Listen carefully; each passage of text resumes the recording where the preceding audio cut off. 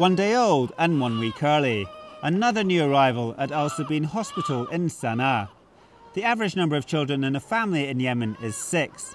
Family planning is being more widely discussed, with midwives here advising mothers on the issue.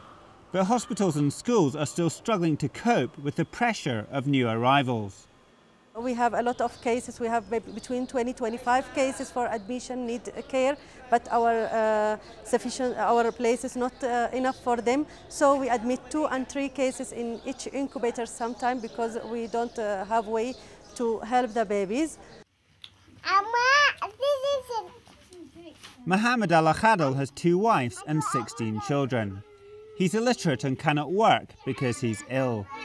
His daughter Najud is 10 and has already been married and divorced. And another one of his children is in jail. Feeding his family is a struggle. Although they are hungry, the bread is so stale that his children are struggling to finish it.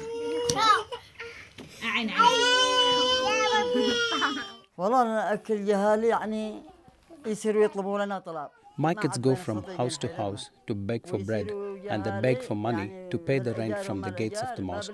But sometimes my children go and beg for food, and they cannot find any. Most of Yemen's population live in rural areas and work in agriculture. It's a labour-intensive business here, so farmers have large families to help them in the fields. This is Al Makhwit province, which is 2 hours' drive from Sana'a. In terms of scenery, Yemen is one of the most spectacular countries in the Middle East, but it's also one of the poorest countries in the region. Over 40% of the country's population live on less than $2 a day, and it's rural areas like this where fertility rates are highest, which are most affected by poverty. This has led to a flood of people migrating to urban areas. Ashraf Ukebi is one of them. He moved to Sana'a a couple of years ago and has finally found his first steady job. Ashraf is trained in accountancy and computing, so this is not the job he hoped for in the city. He's embroidering garments and earns just $5 a day for his 18-hour shift.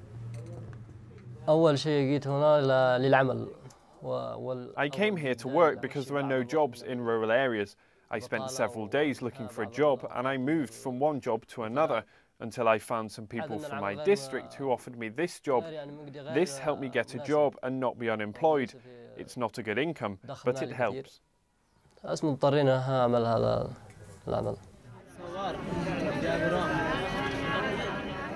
Family sizes are decreasing and more jobs are being created, but many young people here are either working part-time or not at all.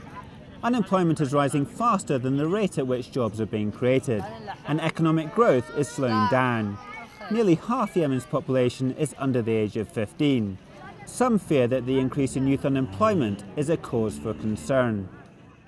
When you have high unemployment rate and low incomes, people become frustrated and tension rises among them, and that makes them more susceptible to follow ideologies, especially if someone is offering them hope, even if it's imaginary hope.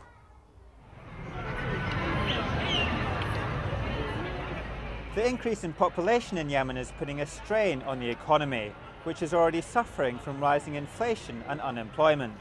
To reduce unemployment, Yemen needs to double its economic growth. Population growth is a major threat to the country's development.